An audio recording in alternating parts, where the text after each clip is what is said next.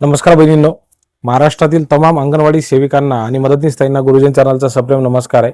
बहिणींनो, आजच्या व्हिडिओमध्ये आपण पाहणार आहोत की अंगणवाडी सेविका ताईंना पेन्शन आणि ग्रॅज्युटी हे जे दोन विषय सातत्याने दुर्लक्षित राहिलेले आहेत ते किमान या येणाऱ्या अधिवेशनामध्ये राज्य सरकार आणि केंद्र सरकार या दोघांनी मिळून या बाबतीमध्ये कशा पद्धतीने तोडगा काढावा आणि अंगणवाडी सेविकांच्या मदतनीस ताईंच्या जीवनामध्ये येणारा जो उपहास आहे, त्यांच्या जीवनामध्ये येणाऱ्या ज्या काही समस्या आहेत त्यावरती तातडीने तोडगा कशा पद्धतीने शोधावा या संदर्भामध्ये हा व्हिडिओ बनवत आहे। बहिणींनो बघा, या वर्षी अनेक अशा घटना घडलेल्या आहेत की ज्यामध्ये अंगणवाडी सेविका ताईंचा आणि मदतनीस ताईंचा दुर्दैवी अंत झालेला आहे, त्यांचा मृत्यू झालेला आहे। आता मला तुम्ही सांगा बहिणींनो, जर समजा अंगणवाडी सेविका ताईंचा आणि मदतनीस ताईंचा जर चालू सर्व्हिसमध्ये जर त्यांचा मृत्यू झाला तर त्यांच्या घरच्यांकडे कोण पाहणार? जर समजा अंगणवाडी सेविका रिटायर झाली तर रिटायर झाल्याच्या नंतर ती काय खाणार? तिचा पगार बंद, तिला पेन्शन नाही, थोडेफार पैसे मिळतात जे तिचे सेव्हिंगचे असतील, काही कोणाला 70,000 रुपये मिळतात, लाख रुपये मिळतात। त्याच्या व्यतिरिक्त काय? या लाख रुपयामध्ये संपूर्ण आयुष्यभर म्हणजे वयाच्या 65 वर्षानंतर 60 वर्षानंतर तिचा घरगाडा चालू शकते का? तिच्या आयुष्यामध्ये दुःख येतील, संकट येतील, आजार येतील, मग याचा सामना कशा पद्धतीने करायचा? हातपाय थकलेले असताना काम कसं करायचं? आयुष्यभर अंगणवाडी सेविका ताई मदतनीस ताई म्हणून जर काम केलेलं असेल, समाजामध्ये मान असेल, सन्मान असेल, मग आता काय लोकांच्या शेतामध्ये काम करायला जायचं की लोकांच्या घरी धुणी भांडी करायला जायचं? हा प्रश्न आहे। आणि म्हणून केंद्र सरकार आणि राज्य सरकार या दोघांनी मिळून त्या ठिकाणी अत्यंत तातडीनं आणि संवेदनशीलतेनं अंगणवाडी सेविका ताई आणि मदतनीस ताईंच्या पेन्शन आणि ग्रॅज्युटीच्या संदर्भामध्ये निर्णय घेणं हे अपेक्षित आहे। ती काळाची गरज आहे, तो निर्णय झालाच पाहिजे असं या ठिकाणी ठामपणे सांगावं असं वाटतं। किती दिवस अंगणवाडी सेविका ताईंनी आणि मदतनीस ताईंनी हाल उपेक्षेचं या ठिकाणी जीवन जगायचं? हा मोठा प्रश्न आहे।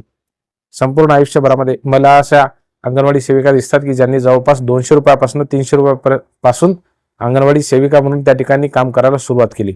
मदतनीस ताईंना तर विचारूच नका, आज सुद्धा तुम्ही बघा त्यांच्या खात्यामध्ये 7,500 रुपये सुद्धा वेळेवरती व्यवस्थित पोहोचत नाहीत। अंगणवाडी सेविका ताईंच्या खात्यावरती सुद्धा आपण म्हणायला म्हणतो 15,000 रुपये, परंतु वेळेवर येतात का? नाही। केंद्राचं मानधन वेगळ्या वेळेस येतं, राज्याचं मानधन वेगळ्या वेळेस येतं।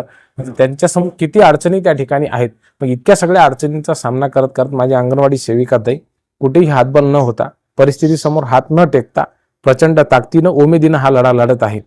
आणि तिच्या मनामध्ये आशा आहे कुठेतरी आज ना उद्या राज्य सरकार असेल, केंद्र सरकार असेल, त्यांच्या बाबतीमध्ये सहानुभूतीने निर्णय घेईल।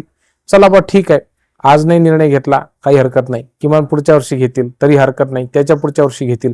परंतु असं करत करत आता अंगणवाडी सेविका ताईंचं मदतनीस ताईंचं पूर्ण आयुष्य चाललं, परंतु पेन्शनच्या संदर्भामध्ये, ग्रॅज्युटीच्या संदर्भामध्ये सुप्रीम कोर्टाने निकाल दिलेला असताना सुद्धा त्या ठिकाणी निर्णय होत नाही। ही खूपच लाजिरवाणी गोष्ट आहे असं म्हणायला काही हरकत नाही। एकीकडे हजारो कोटी रुपयांची वेगवेगळ्या योजनांच्या माध्यमातून खिरापत वाटली जाते, म्हणजे महिलांच्या खात्यामध्ये त्या ठिकाणी थेट आर्थिक सक्षमीकरणासाठी टाकलेले पैसे असू द्यात किंवा विविध योजनांच्या माध्यमातून महिलांच्या सक्षमीकरणासाठी केंद्र आणि राज्य सरकारने उचललेले पाऊल असू द्यात, या सगळ्या योजनांची अंमलबजावणी करण्याची जबाबदारी निश्चितच अंगणवाडी सेविका ताई मदतनीस ताईंवरती असते। परंतु त्यांच्या हक्काच्या लढाईचं काय? त्यांच्या हक्काच्या पेन्शन आणि ग्रॅज्युटीचं काय? त्यांच्या हक्काच्या सन्मानाचं काय? याबद्दल कोणीही बोलताना दिसत नाही। अनेक वेळेला संसदेमध्ये, विधानसभेमध्ये या संदर्भामध्ये प्रश्न उपस्थित केले जातात, परंतु या प्रश्नांची वाच्यता फक्त ते अधिवेशनापुरती तेवढी चालते। पेपरमध्ये बातम्या छापून येतात आणि त्यानंतर टीव्हीला सुद्धा बातम्या लागतात, परंतु नंतरच्या काळामध्ये अधिवेशन काळ झाल्याच्या नंतर अंगणवाडी सेविका ताईंना सुद्धा बरं वाटतं की ठीक आहे बा, आमचा प्रश्न त्या ठिकाणी विधान भवनामध्ये, विधानमंडळामध्ये उचलल्या गेला, आपल्यासाठी कोणीतरी बोलणार आहे। परंतु ज्यावेळेला ठोस पावलं उचलण्याची वेळ येते त्यावेळेस मात्र सगळे राजकारणी मागे पळून जातात आणि अंगणवाडी सेविका ताईंचं जीवन मात्र उघड्यावरती येतं।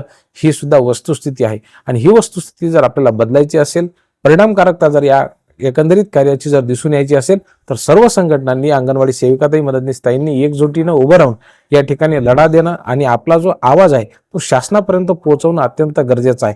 परंतु ते सुद्धा अनेक काळामध्ये संघटनांच्या बाबतीमध्ये सुद्धा असं दिसून आलेलं आहे की ते प्रकर्षानं तो जो लढा आहे तर तो एक म्हणजे लढल्यासारखा दिसतो, परंतु मूळ तसं होत नाही। आणि म्हणून आता आगामी काळामध्ये सर्व संघटना, सर्व अंगणवाडी सेविका ताई मदतनीस ताई आणि राज्य सरकार या सगळ्यांनी मिळून केंद्र शासनाच्या मदतीने पेन्शन आणि ग्रॅज्युटीचा प्रश्न कोणत्याही परिस्थितीमध्ये या अधिवेशनामध्ये त्यांनी मार्गी लावला पाहिजे आणि सेविका ताईंना, मदतनीस ताईंना न्याय दिला पाहिजे। अन्यथा काम करून करून मेली असं होता कामा नये। सन्मानाचं जगणं त्यांच्या हिश्श्याला आलं पाहिजे। उतार वयामध्ये त्यांना सुद्धा त्यांच्या खात्यावरती थोडेफार पैसे पडले पाहिजेत आणि त्यांना न्याय मिळाला पाहिजे, अशा प्रकारची आमची भूमिका आहे. बहिणींनो, तुम्हाला काय वाटतं, नेमक्या कोणत्या अडचणी असाव्यात केंद्र सरकार आणि राज्य सरकार समोर की ज्यामुळं हे असं सगळं होताना दिसत नाही? याबद्दल आम्हाला नक्की कळवा. खूप खूप धन्यवाद.